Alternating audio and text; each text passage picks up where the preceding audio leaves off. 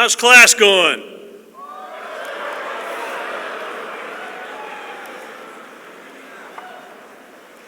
That was a mixed review right there if I've ever heard one. Well, welcome. It's my pleasure to introduce our guest speaker today. The Citadel's honored to have Lieutenant General Reynolds, the Deputy Commandant for Information and Commander of the Marine Corps Forces Strategic Command, as our speaker today. General Reynolds joins a long line of distinguished guests who have come to the Citadel since Mark Clark inaugurated the Greater Issues speech series in 1954. I also want to recognize the Mills B. Lane Memorial Foundation for its generous support of this series, which has enabled us to host past presidents, American and foreign dignitaries, scholars, business executives, and military leaders. General Reynolds has commanded at every rank, including with the Marine Corps Forces Cyber Command. She's been the Principal Deputy Assistant to the Secretary of Defense in South and Southeast Asia and the Marine Corps Recruit Depot, Parris Island, South Carolina. She is deployed to Iraq and Afghanistan and received many distinguished honors throughout her outstanding military career, which includes earning a 3rd star as a Marine officer, only the 3rd woman to do so.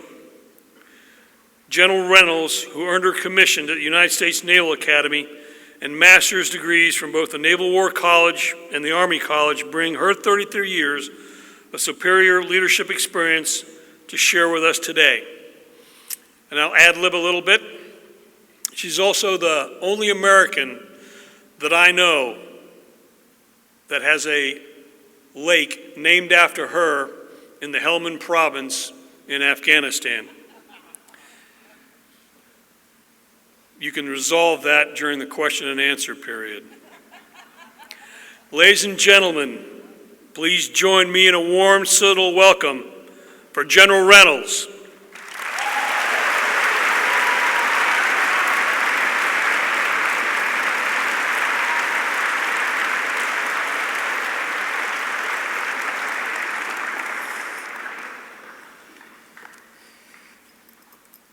Well, good afternoon, everybody.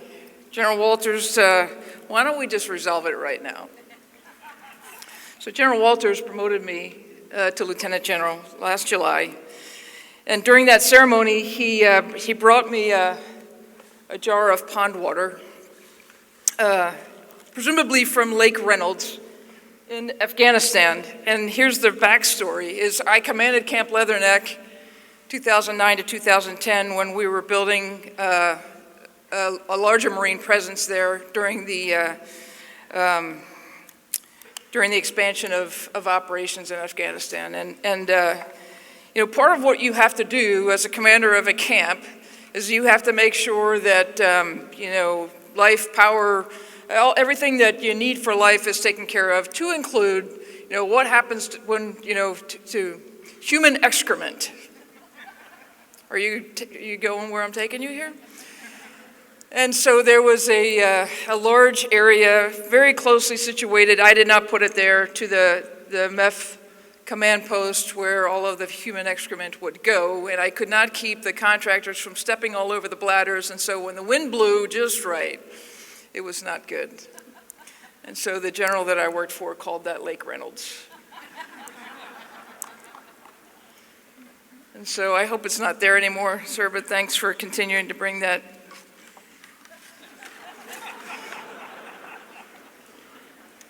Ladies and gentlemen, thank you. Thank you so much for including me in this time-honored series of speaking that you have here at Citadel.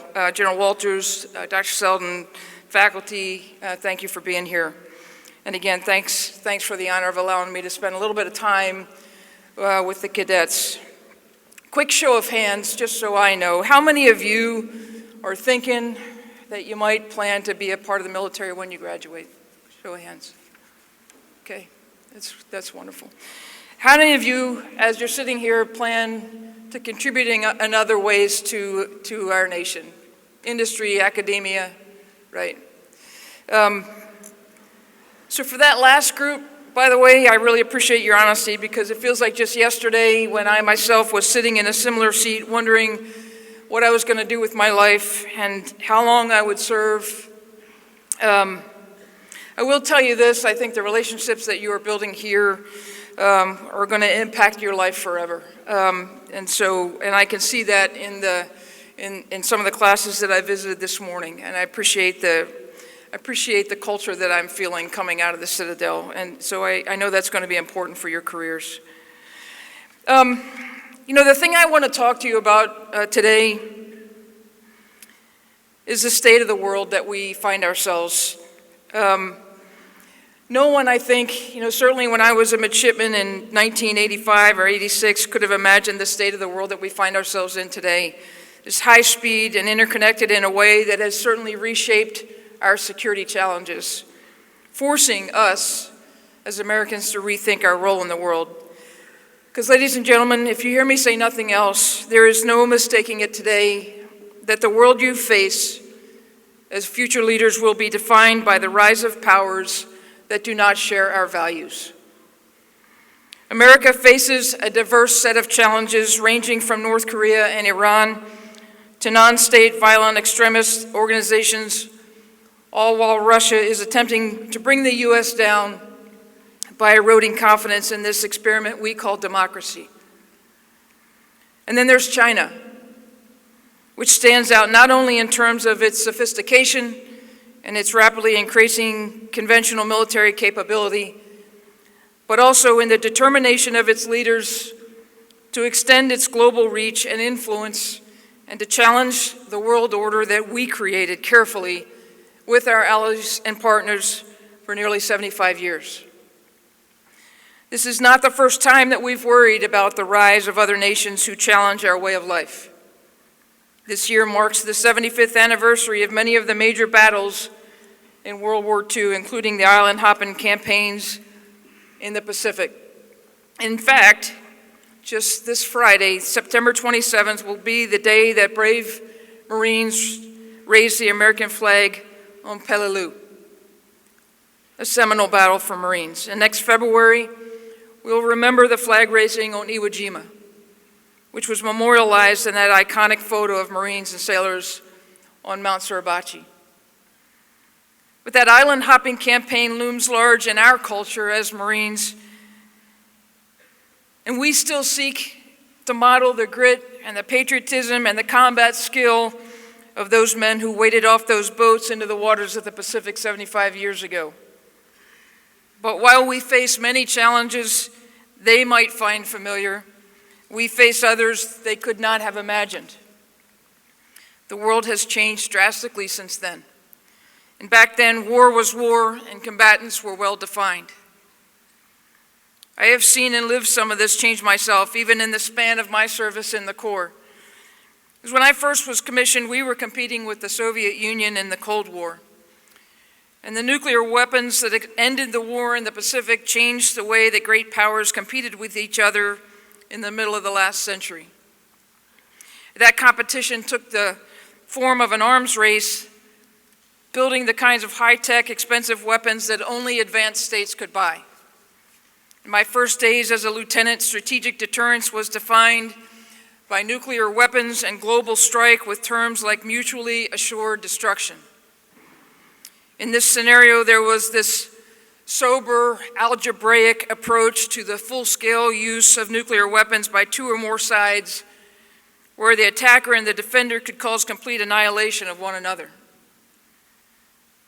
Strategic deterrence then ensured that neither side was incentivized to initiate conflict.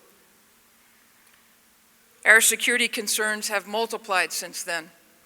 Our nuclear arsenal is still a fundamental part of our national defense, but changes in technology have once again changed the face of competition and have intentionally confused and blurred the lines between war and peace.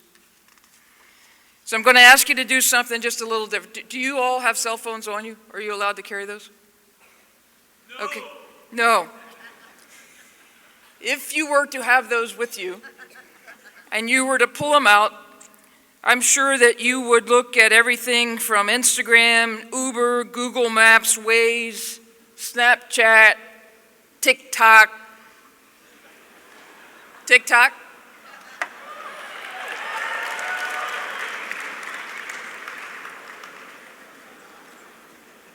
Not to mention your banking, your fitness trackers, Amazon, email, countless other applications with access to tons of information about your finances and your spending habits, your family and your friends, and even your body. Now think about how much your life would change if the internet crashed for a week. Would you be able to contact your loved ones, get the news, the information you need, travel from place to place, access your money, order Uber Eats? Because that's just your life. You all don't know a world without the internet.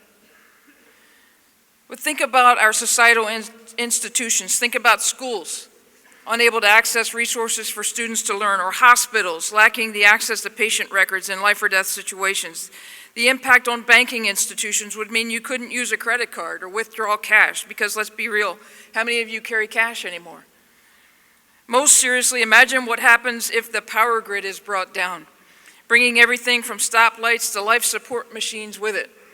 Think about it. What would happen to all of the services that we depend on every day if the internet crashed for just 1 week?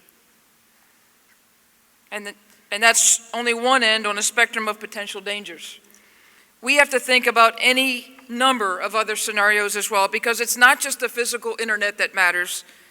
The information that we share when we're all connected is just as important and just as, if not more, vulnerable. In the last few years alone, we've seen hackers attacking major entities. Sony, Target, the Office of Management and Budget. All of that personal information, millions of American sensitive information now in the hands of people to do what with it? We've learned that Russia spreaded misinformation with the intent of meddling in our elections and regularly uses bots to amplify discord on social media. We've recently seen the emergence of deep fake videos that take this concept of misinformation to terrifying new levels. And you know that China is stealing our military secrets to advance their own economy and to attempt to gain military advantage. So again, 75 years ago in the Pacific Campaign, the competition on Peleliu entailed months of hand-to-hand fighting. Individual heroics and personal fortitude made the difference for the Marines on that island. But in the Cold War, to compete, a state had to have those resources to build the nuclear weapons. Because again, competition was serious, but it was straightforward. That's not what competition looks like anymore. With one well-trained hacker, any state or non-state actor could take out the power grid on a large city. With a cheap bot farm, an authoritarian thug can make the world's first modern democracy question the validity of its elections, and we're still dealing with that. And with a web of intelligence satellites encircling the globe, and more every day, and precision-guided munitions, rising powers can target Marines in the Pacific today before they can even reach the shore.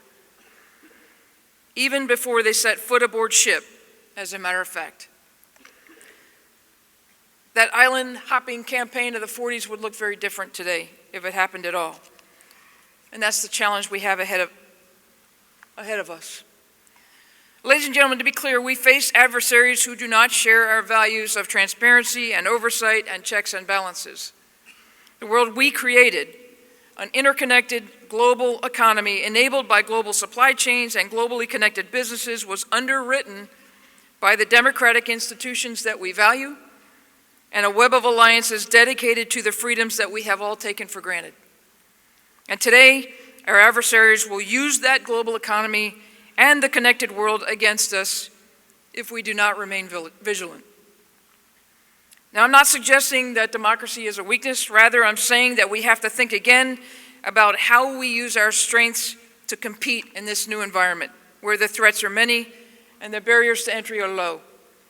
Today, our adversaries seek to engage us in the gray zone, where clear rules of engagement do not apply, below the threshold of conflict.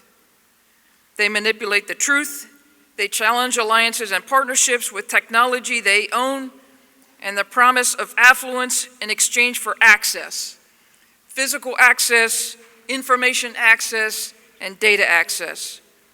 Their challenge to the world order we created is a competition of values and technology and data and independence. Today, the risk of not changing how we compete and how we fight and how we prepare to fight is greater than the risk of change. And this is where my job comes in. Because as the Marine Corps' Deputy Commandant for Information, I am responsible for organizing, training, and equipping our Marines to fight and win in the information environment. The environment I just described, in which we're all connected all the time, in which information can be both a necessary resource and a weapon, and in which the communications, space, and cyber capabilities we need to share information are critical resources that must be defended and which have now become maneuver space. So for the next few minutes, I'll describe some of the issues I think about every day. And I want you to join me in grappling with these problems, because in our interconnected, always online world, losing in the information environment means losing our way of life.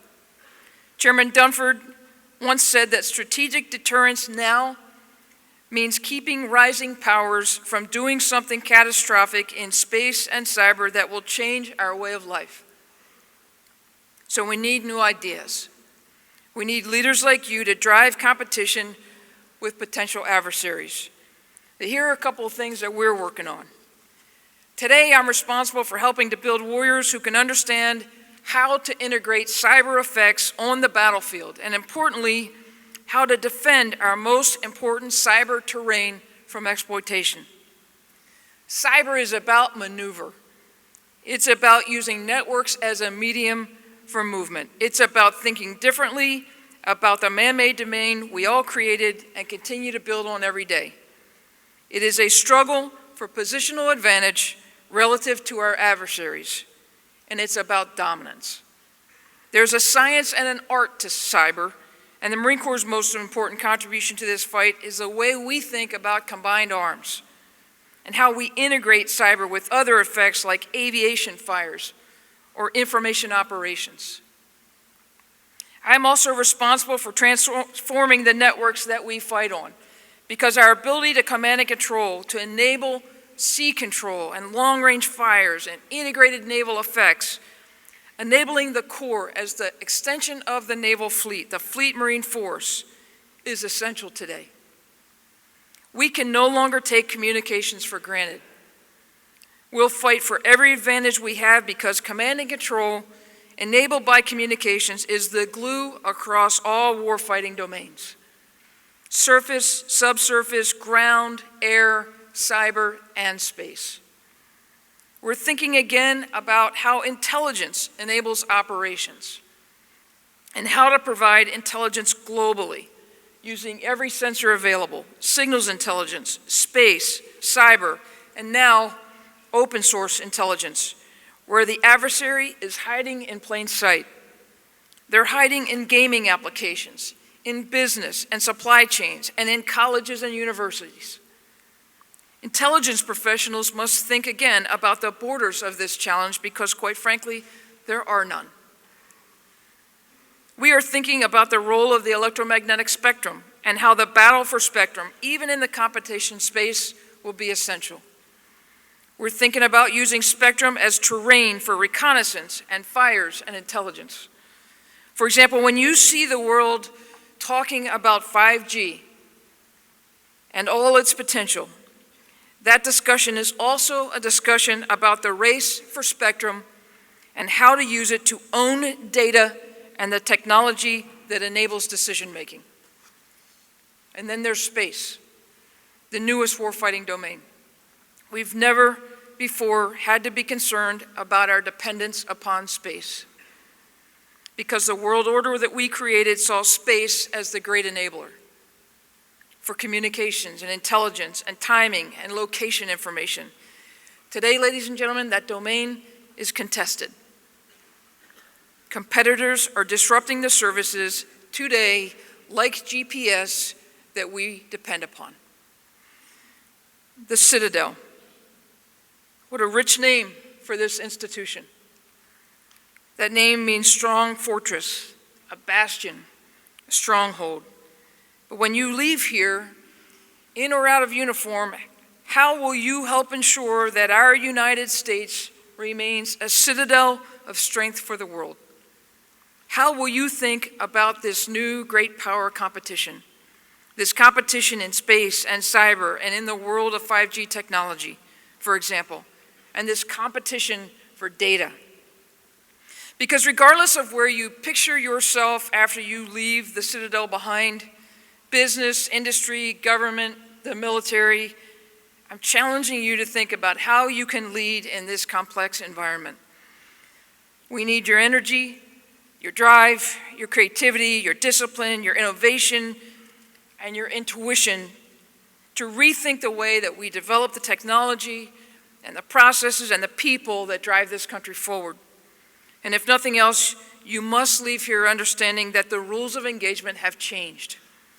We can no longer leave the defense of our country solely to the military. Peace and war are no longer binary choices. We build an interconnected world that is absolutely dependent upon the freedoms and world order created by our democratic institutions, and yet some great powers are trying to manipulate and exploit those same freedoms for selfish aims. Industry, business, academia, government, all must be clear-eyed about these challenges. And we need to look differently at technology, processes, and people in this next competition. Technology is an obvious component of the information environment, but some of our most urgent technology questions don't really revolve around developing the next app or hardware upgrade. It might seem mundane, but the biggest issue I have in the Marine Corps right now is understanding the data that we have. Not just securing our data, but also consolidating our data and tagging it so it's in a standardized format that's understandable and usable. Ladies and gentlemen, data is the currency of the future competition. In part because it feeds artificial intelligence. And while it may have sounded like science fiction just a few years ago, AI is rapidly becoming a reality, and the state that matures it first stands to gain an asymmetric advantage militarily and economically. So we have to be able to leverage data to help us develop AI and machine learning capabilities. I once heard something that I will never forget, and that is, in the next fight, it won't be the big that eat the small, it'll be the fast that eat the slow. Using data, good data, to turn information into understanding is essential. To make sound, informed decisions quickly at the point of impact, to separate real from false, to expose truth from fiction, data will be increasingly essential. But those efforts alone won't be enough. People generate data, and if you think about states that have a lot of people and very few concerns about privacy or individual rights, you'll see how China could have a significant leg up on us right now. And that is, China is very quickly using its vast ownership of private, business, and military data to move quickly on AI technology. Their smart cities using 5G technology and WeChat, an app that is used for practically every purpose in China and which enables their social credit system, is a system to control population behavior. That is not freedom, but that is definitely on the minds of the courageous protesters in Hong Kong who represent the smallest population of Chinese who have experienced real freedom. So their protests are something to watch. And they inform the people of Taiwan, who are also threatened by the future that China seeks. But when I talk about needing forward-leading thinkers to drive competition, that's an example of what I mean. We need diplomats and entrepreneurs, CEOs and data scientists, and yes, military leaders who can think strategically about how to advance our capabilities in this sphere and wield our natural advantage to overcome our relative disadvantage. Now, some of you might be sitting there thinking, well, I'm no data science. I'm a poli-sci major. Well, from one poli-sci major to another, I assure you that there are critical roles for leaders who don't want to work in the hard sciences. Because in this wave of developing technology, new platforms are emerging all the time that change the way we communicate with each other. There's amazing potential in games like Fortnite and Roblox, right? Did you know that these games are beginning to dominate the way that young people communicate? So I'm challenging my intelligence professionals to fully consider that these applications represent new means to communicate with large audiences and even as a source for our intelligence community. Because to be sure, the adversary will not miss those opportunities. Leveraging new technology looks different today than when government scientists were developing the internet at DARPA 30 years ago. We need smart, inventive people with those technical skills who want to work for the government and the military. But we also need our public entities to collaborate with the government. And we need creative, proactive leaders who look at the shifting technology trends in society and think about how to harness those influences to compete globally. Now stay with me as I turn very quickly from technology to process. Process is not sexy, but it matters. The effectiveness or ineffectiveness of our processes drives or stymies our ability to compete. So we are enabling warfighters to integrate new processes for sensor fusion, new warfighting domains like cyber and space, and now thinking about information as a battlespace function. That is, how do you think about the importance of information and understanding as our commanders make decisions?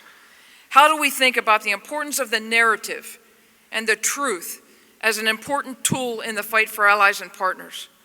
How do we think about the importance of influence and information as we shape the international environment? And how do we use military deception in new ways? How do we confuse or slow adversary decision-making on the battlefield? We are improving processes that deliver capability to our warfighters. We must move more quickly, empowered and enabled by better intelligence to field systems that are ready for great power competition and conflict. For example, in the Marine Corps, we've established something we call the Information War Room.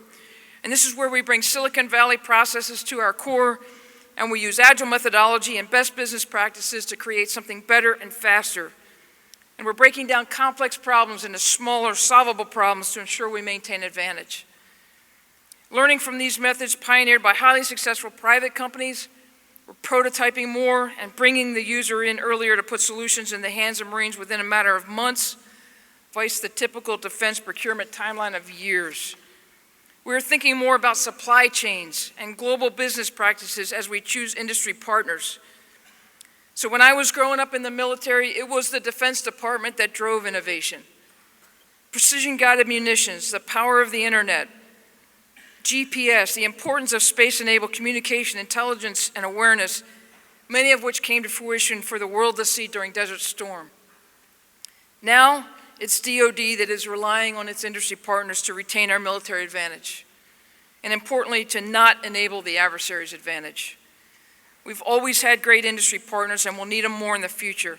And as we work with these partners, we have to identify critical technologies that must be protected and how to protect them.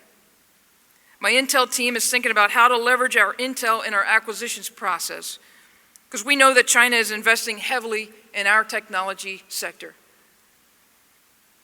That's the world and the global economy we helped enable. But today, we have to be careful to not rely on technology owned, even in small part, by our adversaries. Every process that enabled success in the conflicts of the past must be challenged in the current fight because the assumptions are different and the environment is different. The nature of war is unchanging, but the character of war is changing, driven by this speed of change in technology and process, and we must change with it. And that's how process makes a difference, and that's how we compete. As you leave the Citadel and start on your career, I challenge you to think critically about how your team functions on a daily basis, because the way you do business matters. The how matters. Whether you're a program manager or first-year consultant, a platoon commander, you got to take a hard look at those processes and seek inspiration from new ideas.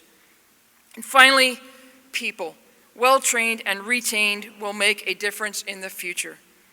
Building the right team is the key to everything I've discussed so far. Within the Marine Corps, we're experimenting with how to develop the capabilities that we need to compete in this high-speed, interconnected information environment. You remember those bold Marines who fought hand-to-hand on the islands in Peleliu. They were patriots who answered the call of a nation in crisis. They were not trained extensively or given the tools they need. This worked at the time. We needed the Marines quickly, and the weapons they used weren't particularly technical. That won't work today. Physical strength and combat lethality are and always will be important because the Marine Corps is the tip of the spear. We will always need Marines who display that same valor and resilience as the Marines on Iwo Jima and Peleliu. But we also need Marines with technical skills who can operate independently in a complex environment and rapidly solve wicked problems. Technology is only as good as the people who wield it. Our AI won't be standing alone against our adversaries. It's our AI-equipped force that will make the difference for us. Our people will always be our advantage. Our Corps, by the way, is in great shape today. We continue to bring in the nation's finest young men and women and challenge them to be ethical warriors.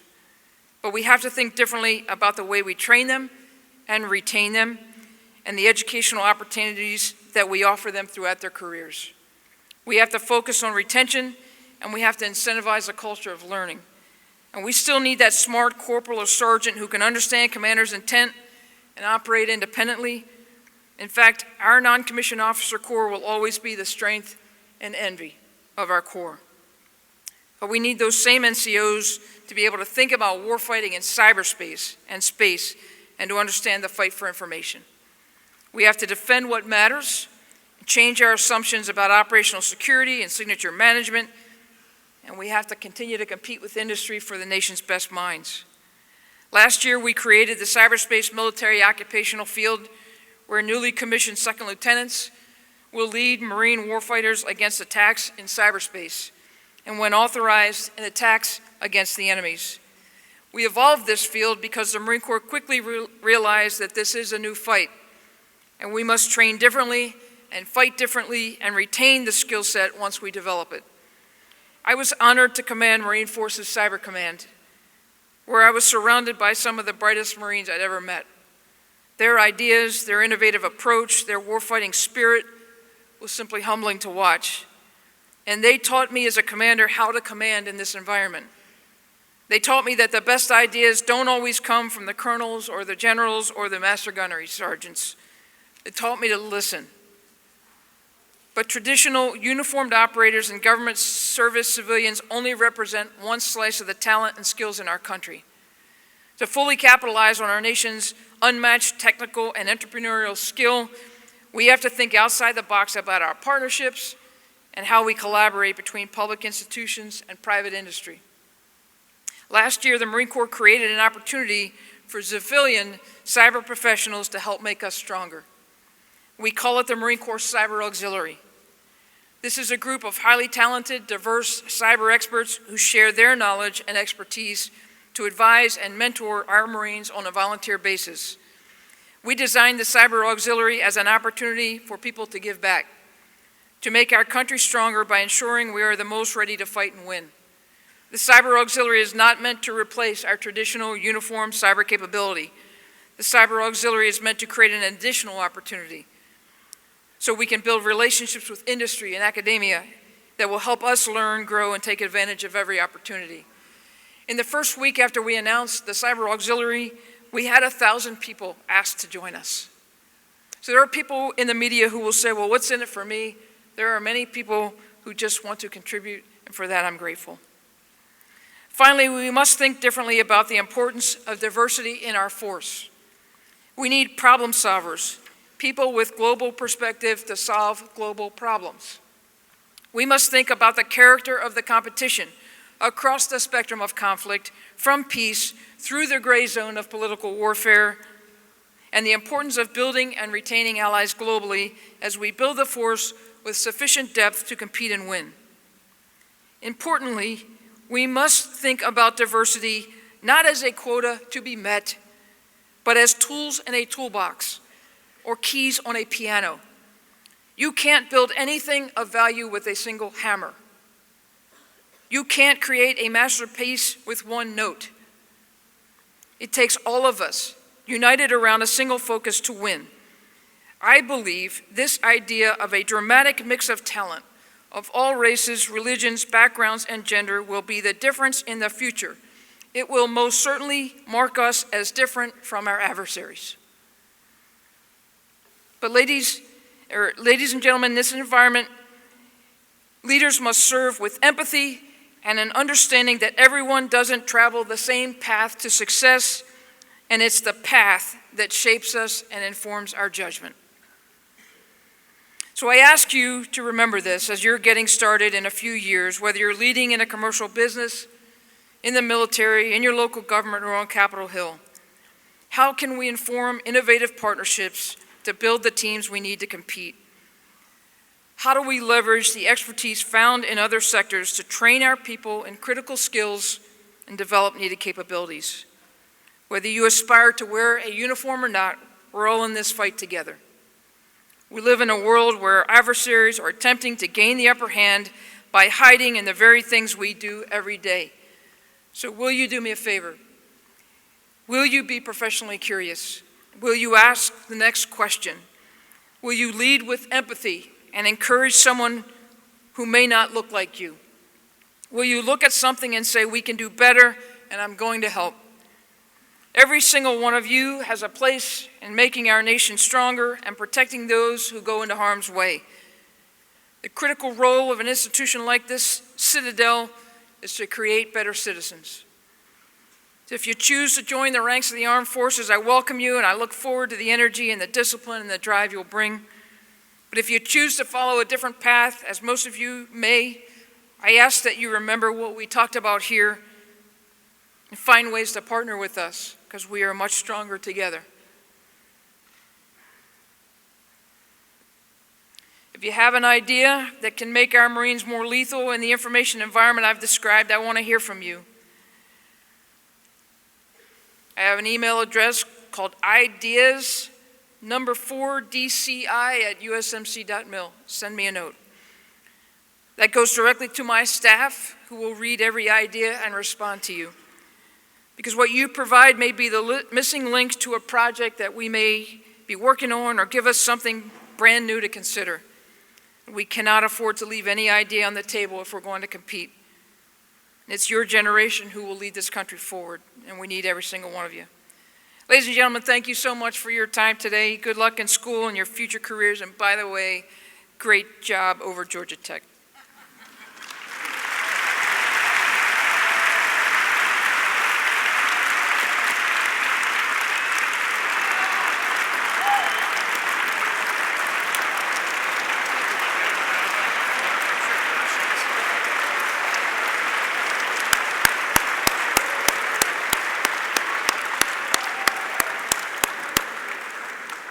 Thank you, General Reynolds, for those inspiring remarks. We have time for a couple questions, so if you're interested in asking a question, please come down to the microphone over here.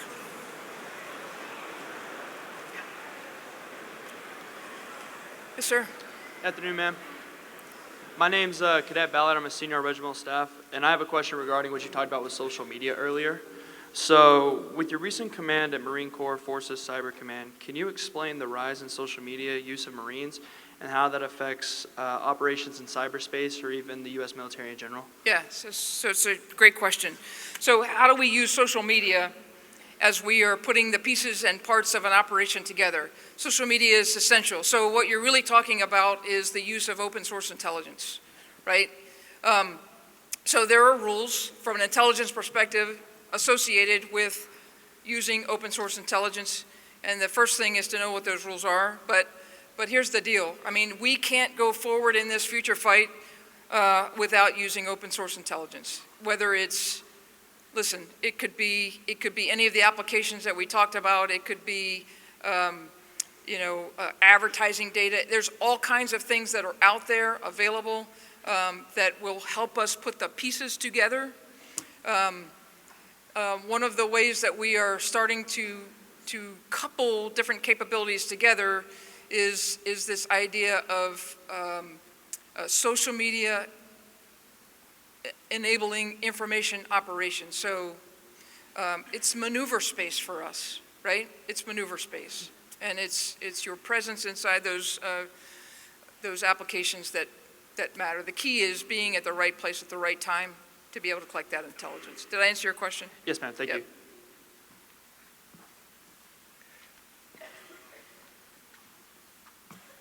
My name is Cadet Honeycutt, and my question is, what steps is the Marine Corps taking to recruit, develop, and retain top-tier cyber talent? Yeah, it's a great question. This is really hard. So as I mentioned in the remarks, so we've created the Cyberspace MOS. We did that because we had to. We did not initially do that when we stood up Marine Forces Cyber. We thought that maybe we would be able to piece together some intelligence specialties with some comm specialties, but what we quickly learned is that it takes so long to develop the talent that you need to really keep these Marines. Once in cyber, you have to stay in cyber, and so we've developed the MOS. Interestingly, you know, we're never going to be able to compete monetarily with what these Marines are worth. We can't. But here's what matters to them. What matters to them as we talk to them about retention, which is what I lay awake at night thinking about. What matters to them is having a meaningful job, having purpose in their life, and education. So we are thinking about innovative ways to educate our Marines, stacking, for example, certificates, so that when they finally do retire, if we can keep them for that long, they leave the Corps with their experience and a master's degree or anything following that. So retention of all of the services in the cyber forces is the challenge. For us, it's not recruiting is not necessarily a problem. Some of the other services are throwing a lot of money at it. That's not the way we recruit. We throw a pull-up bar out there, and it's amazing. It's amazing what a pull-up bar will do to recruit Marines. So, does that answer your question? Yes, ma'am. Thank you. Thank you, sir. Okay. Good afternoon, ma'am. I'm Cadet Del Pizzo. My question for you is, how can the military defend the public in the case that deterrence fails in the cyber domain? Yeah, it's a great question. I think there's a lot of partnerships that are happening right now between all of the, Department of Homeland Security, the FBI. Cyber is a game of partnerships. Not only inside the government, but outside the government as well. Our allies and partners, as we are working with them as well for defense. The National Guard every state is building a cyber capability to be able to help states and local governments with cyber defense. But quite frankly, cyber is an area where industry has got to be clear-eyed, and they need to understand that they are in the kill zone. They're in the kill zone. That's military terminology, but if they don't defend themselves, sometimes, they need to defend themselves. And I think there's a growing awareness that for them it's the bottom line most of the time, and so their incentive is mostly monetary. But there are times when we can help as DOD, but we have to be invited in. Yes, ma'am. Thank you. Yep. I think I'm out of time. Thank you again, General Reynolds, for your time. As a token of our appreciation, we're going to present to you a picture of you at your promotion ceremony with General Walters.